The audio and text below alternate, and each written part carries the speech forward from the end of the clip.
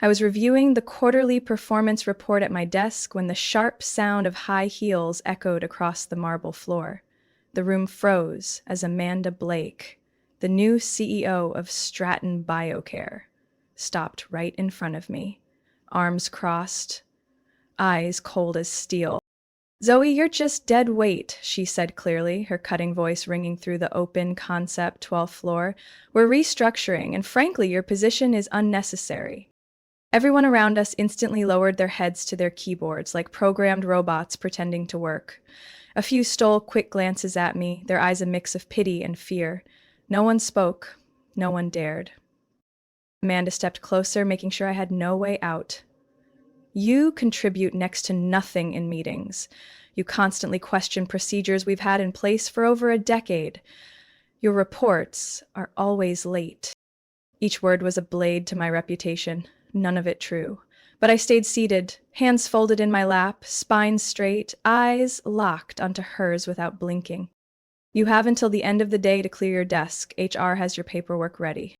Amanda turned and walked away, heels striking the floor in cold, deliberate rhythm.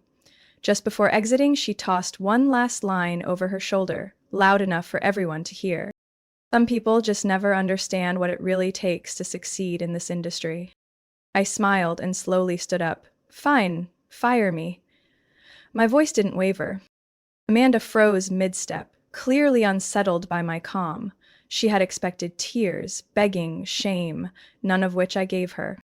"I'm Zoe Walker. I'm 48 years old. And what Amanda Blake didn't know is that I own 82% of Stratton BioCare, a company founded by my grandfather in a tiny garage lab just outside Minneapolis. When my father passed away from a stroke 3 years ago, I retained control, though I chose not to serve as CEO. I needed distance to observe. The board, under pressure from minor shareholders and impatient over quarterly numbers, hired Amanda, a rising star in pharmaceutical management, MBA from Wharton, glowing profitability metrics. I didn't object. In fact, I encouraged bringing in new energy. But I also made a decision no one saw coming. I joined the company under the name Zoe Carter, taking a mid-level position in clinical data management. I cut my hair short, used my mother's maiden name, and chose a department no one ever paid attention to. For nearly 3 years, I documented Amanda's every move, her performance-heavy meetings, reckless budget cuts, and blatant disdain for anyone who challenged her. I had planned to wait 6 more months before revealing the truth, but this public firing accelerated everything. As I packed up my desk, I felt a familiar gaze. Hank, the head of legal, one of only 3 people who knew who I really was. He approached quietly. "You all right?" I nodded. "I will be." He looked at me another second, then lowered his voice even more. "Amanda's up to more than you think. The termination list for tomorrow's shareholders meeting is long. She's gutting this company." My grip on my bag tightened, heart heavy. I had already seen enough to know Amanda wasn't just altering company culture. She was erasing my family's legacy for a few short-term gains. "Thank you, Hank," I said, locking eyes with him. "I'll see you in the morning." And in the morning, I wouldn't walk in as Zoe Carter. There would be no more hiding, no more silence. I would enter that room as who I truly am and shine a light straight into the darkness Amanda had cast over this company. 3 years ago, on the day of my father Richard Walker's will reading at Hanson and Doyle law offices, the atmosphere in the conference room was suffocating. He left nearly all of Stratton BioCare's shares to me, his only daughter, specifically 82% of the total shares, enough to have full control over every major decision if I chose to take it. The remainder went to a few longtime shareholders and a small family trust. However, I declined the CEO position the board immediately offered after the funeral. I didn't want to be a symbolic figurehead during a time when the company was struggling with rising R&D costs and shrinking market share. I needed time. Not to step back, but to look deeply into the guts of the business my grandfather and father built with everything they had. 1 month later, I quietly applied for a position at the very company I owned, under the name Zoe Carter, using my mother's maiden name, Margaret Carter. I cut my long hair, dyed it dark brown, and wore round-framed glasses. I applied to the clinical data compliance team, an overlooked department, yet one with access to the most sensitive material: drug trial results, risk levels, and deviation rates in the production process. I hadn't expected it to be so easy. No one checked my background, no one cross-verified my records. Within 2 weeks, I was hired, a $58,000 annual salary, a desk next to an aging printer in the corner of room 5B.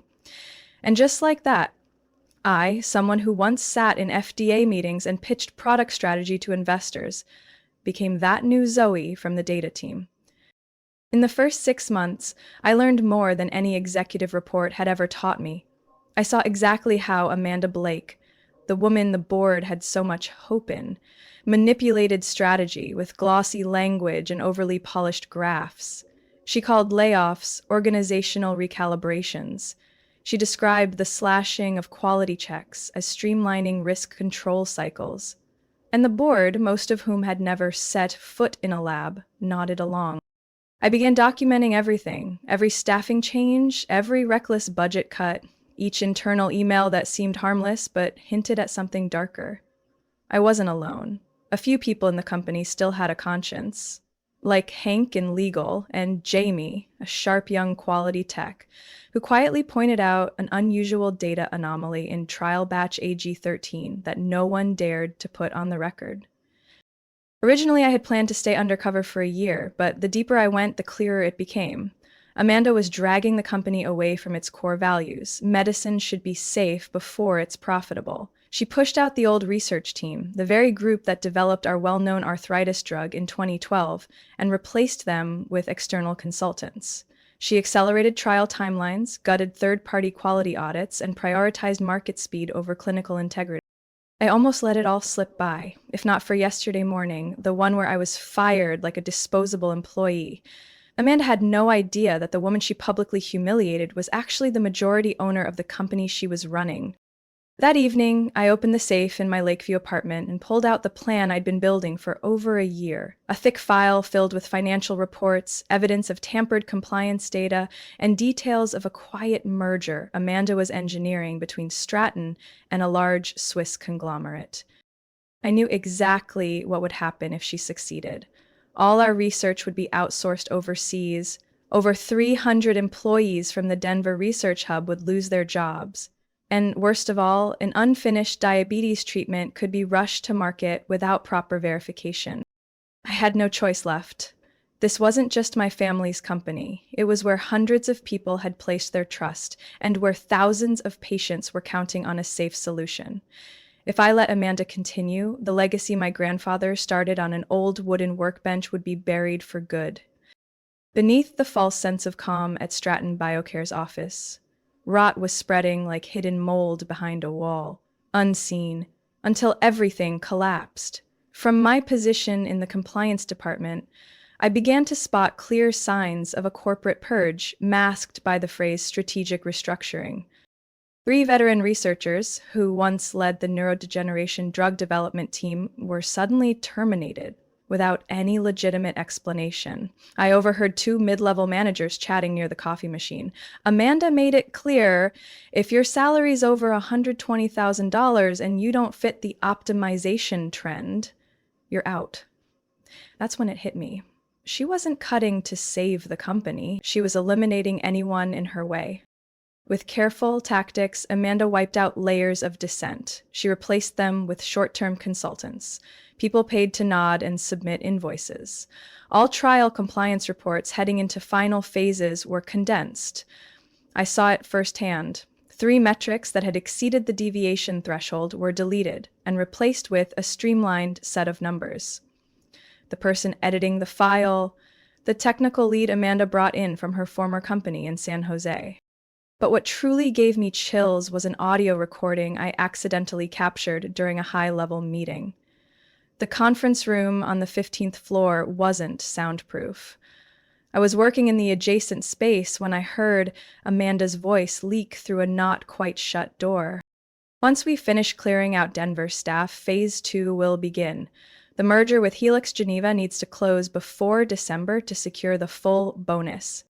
I froze. Helix Geneva was a Swiss pharmaceutical giant notorious for acquiring smaller companies, flipping their research rights, and shutting down all local operations. What terrified me most, the board had no idea. I immediately revisited the email chain Jamie, the young, observant quality tech, had sent me weeks earlier. He had flagged a mismatch in the batch code for AG13. I traced the original code, followed the patent record, and found a temporary transfer file had been created in the internal system, signed off by A. Blake.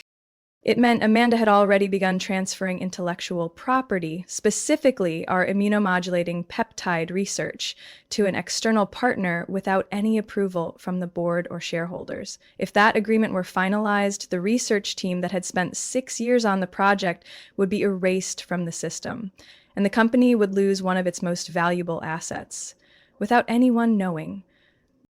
I backed up all the data to an external drive. Then I reached out to Hank, the one who once whispered, "Amanda's going further than you think." Now he was ready to tell the whole truth. She signed a non-binding agreement with Helix back in March. One of the terms guarantees her a $2.4 million exclusive consulting fee after the merger closes. It's not visible in the accounting software. It's buried in a separate advisory appendix, filed through a shell company in Delaware. Hank sent me a copy of the contract. The signature matched. When I reached Clause 14, my blood ran cold. Party A agrees to ensure the termination of all U.S.-based production facilities within 180 days of the formal merger date. If Amanda succeeded, the Denver Research Center, where my grandfather once camped overnight to test his first equipment, would be wiped off the map. 312 employees would lose their jobs, and thousands of patients currently in clinical trials would be left in limbo. There was no room left for hesitation. Amanda wasn't just manipulating from within. She was plotting to sell Stratton BioCare's soul. Not for vision, not for growth, but for money. I woke up at 4:37 a.m. in my small West Loop apartment, where for the past 3 years I lived like an ordinary person among other ordinary people. No private driver, no mahogany office, no invitations to investor summits. Just Zoe Carter, a mid-level analyst with a modest salary and a self-packed lunch every morning. But today would be the last day I carried that name. I made coffee, turned on the kitchen's warm light, opened my laptop, and double-checked everything. The backup hard drive sat neatly inside the gray suitcase beside me. Inside were 83 pages of documentation, evidence of an unauthorized merger plan, intellectual property transfers, mass layoffs, and altered quality reports. I didn't need more data. I needed strategy. At 6:12, my phone buzzed, a message from Hank. "Your contact in HR just called. She needs to meet in person." I arranged to meet her at a small cafe just 2 blocks from headquarters. At 7 a.m. sharp, I sat across from Clara Jenkins, director of HR, a woman who'd always kept her distance from everyone, even Amanda. Clara unzipped her leather bag and handed me a thick envelope. "I know this might cost me my job, but I can't stay silent anymore. You were right. Something very wrong is happening here." I opened it. Inside was a copy of the internal payroll log showing special allocations dispersed to 3 advisory board members, all linked to Helix Geneva. Amanda's name wasn't listed, but I noticed one code: ATB TF Transfer Approval. That was the executive authorization tag. Clara handed me another memo. "Amanda plans to announce the closure of the South Lab after today's meeting. Nearly 40 people will be laid off without warning. She's rushing the merger before the media can catch wind of it." I nodded, voice low. "Thank you, and don't worry, after today, no one will be able to silence you again." By the time I returned to the office, daylight had crept across the sky. A light fog hugged Chicago's skyline, and the sun filtered through like it had passed through frosted glass. Outside Stratton BioCare's grand entrance, employees rushed into the building, unaware of what was about to unfold. I didn't enter through the front. I took the elevator from the ground floor and waited for the executive lift, the one I used weekly before stepping down as interim CEO. I scanned the access card, the one I'd never returned, kept safe for 3 years. A green light. The doors opened. I stepped inside, my grip tight around the suitcase. 431 Strategic Boardroom. The room had a towering glass ceiling, minimalist decor, and a long rectangular table with an ash gray veneer. When I walked in, a few board members were already seated. They froze for a moment, eyes wide, as if they'd seen a ghost. One of them spoke first. Zoe? I placed the suitcase down, opened it, and pulled out a red-covered dossier. No, I'm Zoe Walker, majority shareholder of this company, 82%. The room dropped into absolute silence. No one moved. Chairs remained still. Not even a glass of water trembled. Then the door behind me opened. Amanda entered, holding a tablet, wearing the signature smile that had become her brand. That smile vanished the moment she saw me standing at the head of the table. "What are you doing here?" she asked, her voice stretched thin like a fraying cord. I didn't respond right away. I looked at Mr. Gerald Klein, the chairman of the board, and gently placed the restructuring plan on the table. "I'll be presenting during today's meeting, but first, we need to halt all discussions regarding Helix Geneva." Amanda quickly cut in. "This is an executive meeting. You have no right to speak. Security will escort you out." That's when Hank stepped forward from the far end of the table, holding the document I'd signed the night before. "As corporate counsel, I confirm. Ms. Zoe Walker has full authority to attend and speak at any meeting involving strategic direction if the CEO is found to be acting against shareholder interest." Amanda froze, glaring at Hank, but he stood still, expression unchanged. I powered up the screen. The first slide appeared. Helix merger plan, ethical and legal risks. The room fell silent. "We're going to talk about what's really been happening under the current administration and why it needs to end today." I took a deep breath. The battle had begun. I stood before the presentation screen in the 31st floor boardroom, the same room where, just a year ago, Amanda had proudly announced a 12% workforce reduction to reshape our mission. Now she sat at the far end of the table, shoulders rigid, eyes cold, her hands clenching a tablet as if she could wield it to shield herself from the truths about to unfold. Here's the breakdown of research budget cuts over the past 18 months. The screen displayed detailed charts. Phase 2 clinical trial funding had dropped by over 38%. Independent audits had been eliminated entirely as of last quarter. I moved to the next slide. More than 60 terminated employees, most from compliance, coordination, and research leadership. All of them had pushed back against Amanda's aggressive timeline.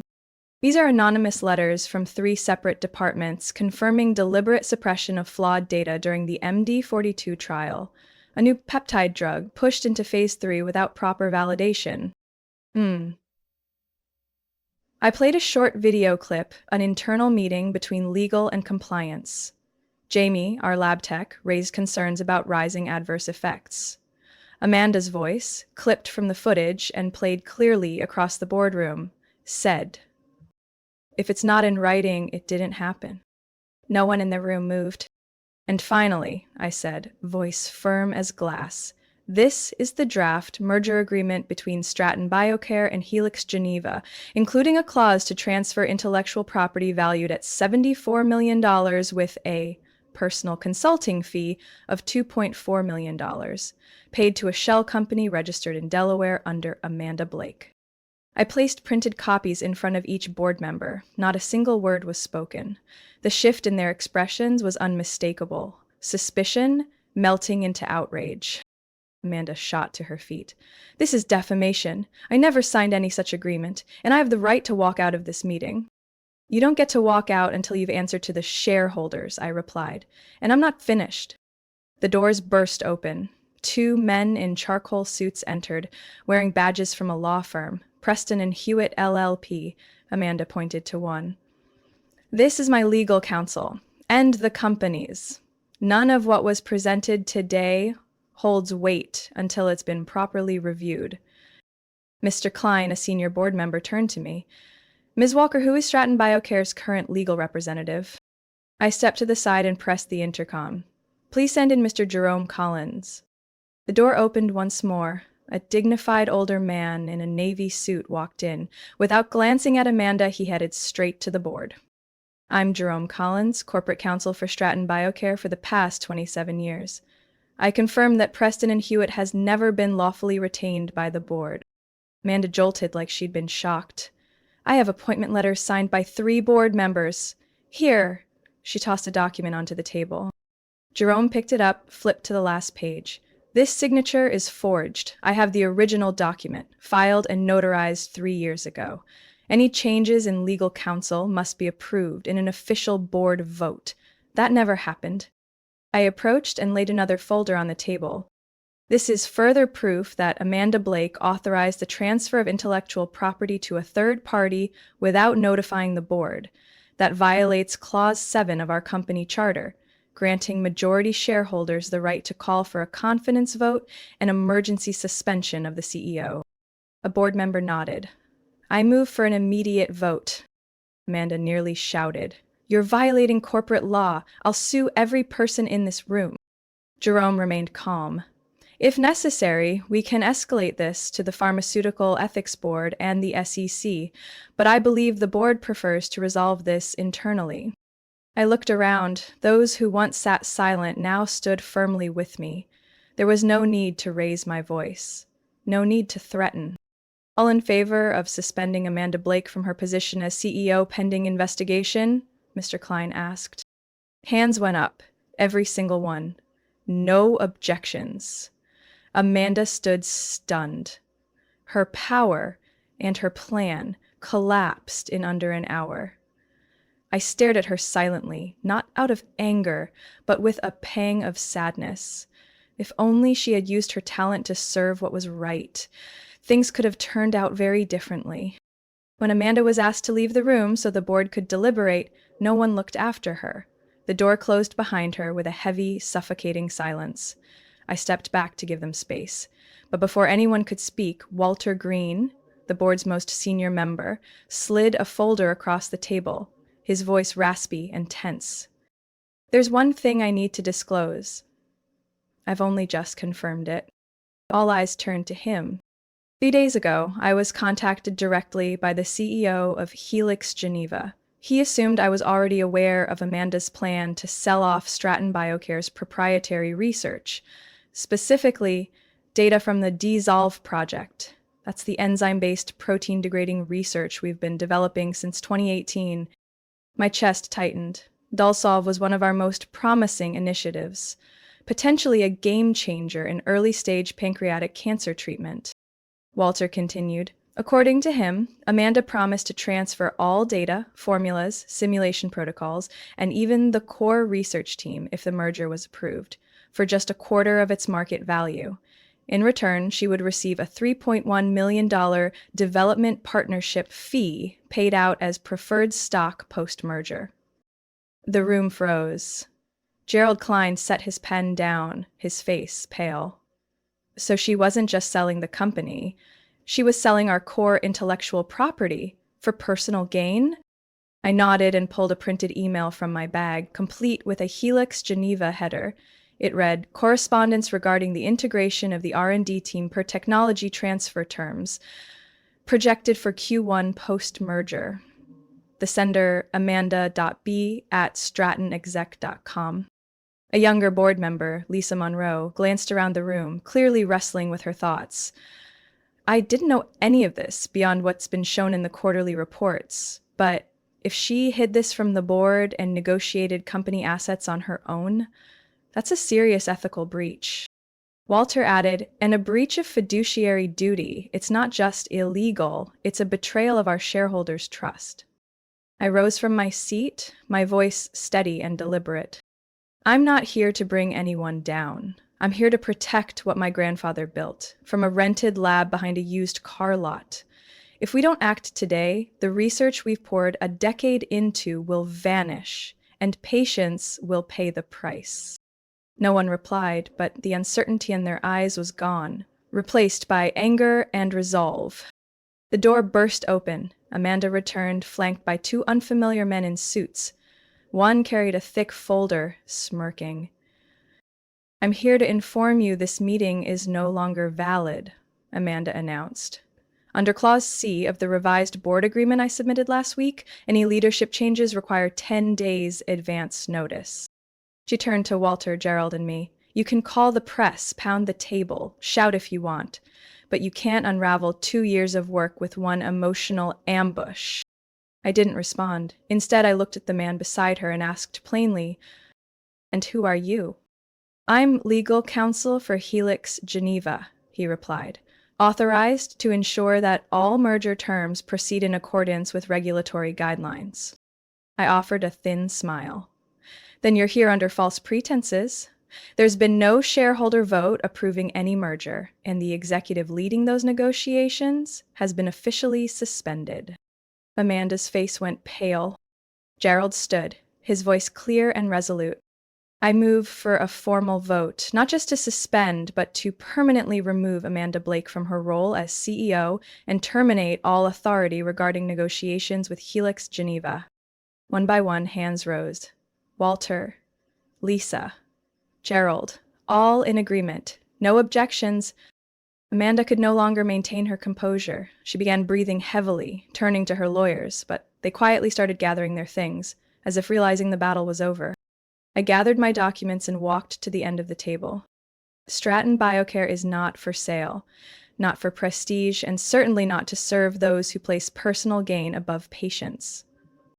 Amanda was escorted from the room, this time by internal security. No longer an ally, no longer a CEO. I returned to my seat, the one that had always been mine, and for the first time in 3 years, I sat down as the true leader of the company. The purge was done, but what came next? Rebirth? That was what I truly came for. 9 a.m. The next morning, I stood on the stage of the first floor auditorium, usually reserved for investor briefings and trainings. Today, it was packed to the brim. Employees from every department, labs, admin, engineering, maintenance were present. The air was tense, filled with whispers, worry, disbelief at the rumors swirling since last night. Before stepping out, I caught my reflection in the two-way glass backstage. I was no longer Zoe Carter, the quiet woman with tired eyes and thick glasses. I was Zoe Walker, 48 years old, rightful owner of Stratton BioCare, standing on the fragile line between collapse and rebirth. I stepped forward, the light softened, the murmurs fell silent. I stood in the center, no podium, no headset mic, just a standing microphone and a sincere smile. "Good morning. Some of you may know me by another name. For the past 3 years, I've worked in clinical data compliance as Zoe Carter, but my real name is Zoe Walker." A wave of murmur swept through the room. Those who used to sit beside me in small group meetings now stared with widened eyes. "I'm the majority shareholder of this company, and starting today, I will be serving as your CEO." I paused, letting the weight of that settle. "I understand. Some of you may feel deceived, some surprised, and I don't blame you. I chose to work undercover because I needed the truth, not from quarterly reports, but from your lived experiences." I looked across the room. I found Jamie, the young tech who helped uncover falsified data, Susan from admin who quietly brought Monday morning coffee for the whole team. Today, there are a few things I want to make crystal clear. First, the merger with Helix Geneva is officially canceled. No more negotiations, no backroom deals. We're not selling ourselves to anyone. Scattered applause began, then rippled across the auditorium. Second, no one is being laid off. Every previous termination will be re-evaluated. Those who were pushed out for speaking the truth, we're calling you back. The applause grew louder. Some stood. I saw Susan wipe tears from her cheek. Third, I commit to strengthening quality control, transparency, and professional ethics. We will make medicine not just to sell, but to heal. No altered reports, no buried risks. If a product isn't ready, We say so. Better to delay a quarter than harm a single life. I turned to the front rows. Lab staff, once reassigned to inventory checks for being non-compliant. And lastly, starting next quarter, we will create a board seat specifically for an employee representative elected by you. I want your voices present in every major decision. The room erupted. Doubt disappeared. Apprehension turned into thundering applause. From the back rows, voices rose. Zoe! Zoe! Zoe! I bowed slightly, grateful. In that moment, I felt something 3 years of interim leadership never gave me: trust. After the meeting, I walked the halls where I once rushed by unnoticed, just another face in a cubicle. Now employees stopped to shake my hand. Some hugged me. One simply said, "Thank you for coming back," and that was enough to warm my chest. At the end of the hallway, I stopped at the company bulletin board. At the bottom, still pinned, was my termination notice, signed by Amanda just 36 hours earlier. I pulled it down, tore it in half, and replaced it with a new message. Rat BioCare belongs to those who refuse to stay silent in the face of wrongdoing. Today, we start again with the truth. Zoe Walker, CEO. That afternoon, as the golden light of day spilled across the marble lobby of Stratton BioCare, I stood speaking with a group of mid-level managers about restructuring our compliance systems. The mood had changed completely from just 24 hours ago. People were open, no longer whispering in fear. For the first time, many called me by name. No more evasive glances, no more hesitation. The revolving glass door behind me gave a soft hiss. I turned instinctively and met a familiar, venomous stare. Amanda Blake. She walked in with the same calculated stride, dressed in a charcoal gray pencil dress, heels clicking against the floor like declarations that she hadn't fallen. 2 security guards followed at a respectful distance, close enough to remind her that her access had been revoked earlier that morning. I didn't speak. I waited. Amanda stopped in front of me, flashing a smile as if she still held the reins. Her gaze swept the lobby, pausing at the newly posted sign. Stratton BioCare belongs to those who refuse to stay silent in the face of wrongdoing. The ink was barely dry. Touching speech this morning, she said, her voice honeyed with blades beneath. But you'll learn something soon enough, Zoe. Integrity doesn't feed shareholders. Emotions don't pay dividends. I held her gaze, calm, unshaken. She was still playing the same old game, sarcasm, psychological jabs, planting seeds of doubt. But I was no longer Zoe Carter, the quiet figure in the lab corner. "You're wrong, Amanda," I said, my voice low but unwavering. "The one thing that doesn't feed shareholders is blind greed. All those numbers you used to brag about, built on shortcuts, omissions, and reckless risks." She shrugged, but the white knuckles gripping her bag strap betrayed her unease. I continued, slower this time. "Shareholders don't need a CEO who draws pretty charts. They need someone who keeps promises. And patience. They don't need assurances. They need real results, real medicine, real safety." Amanda tilted her head, eyes flickering with one last burst of defiance. "You think you've won? You can keep this damn company. But you don't understand the market. No one survives in pharma on ethics anymore, Zoe." I smiled, not cold, not triumphant. Just the quiet smile of someone who walked through fire and didn't sell her soul to get out. "Maybe," I said, "but I'd rather fail with principles than win with deceit. And if success comes while standing by what's right, then that is the sweetest revenge." Amanda didn't answer. She held my gaze a moment longer, then turned. Her shadow stretched across the lobby floor, swallowed by the fading afternoon light. I stood still for a moment, letting the silence settle into my skin. For the first time in 3 years, real silence. No eyes watching, no pressure to prove I deserved the Walker name. I turned to find Hank at the reception desk, watching. He nodded subtly. He understood. This wasn't just a statement for Amanda. It was for me too. A declaration. No projector or podium required. We weren't doing it the old way. We were rebuilding brick by brick, person by person. And this time, no disguises, no aliases. I am Zoe Walker, and Stratton BioCare belongs to those who dare to stand on the side of truth.